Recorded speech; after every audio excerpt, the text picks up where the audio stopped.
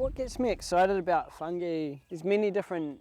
aspects to it that haven't been explored in regards to medicinal mushrooms and how we can incorporate them into our diets for a better sense of well-being. We also live in a time where we're presented with a lot of challenges on the planet, and I believe that fungi hold some of the answers to integrating what can be a problem back into the environment in a safe way.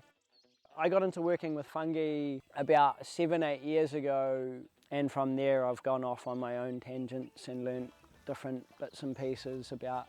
different types of mushrooms that I want to learn to grow, and different applications within the environment as well. So in the workshop I'll be covering how to grow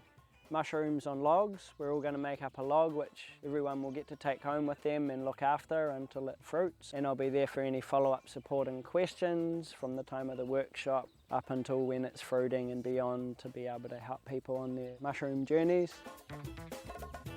And we'll talk about how you can set yourself up a little grow area as well to optimise the growth of whatever mushrooms you decide to grow or whatever seems appropriate.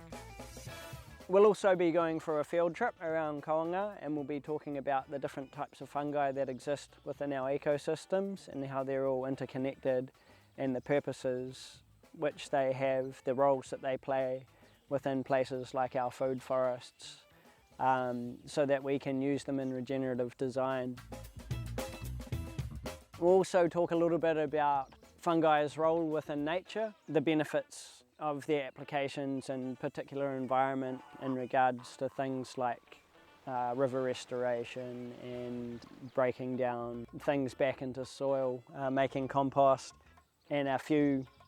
of the medicinal mushrooms that there are and ways in which they can be used to benefit our health. We'll talk about all of those kind of aspects during the workshop so people can integrate that into their growing systems, not only get food out of it but also enhance the health of their soil where they're living.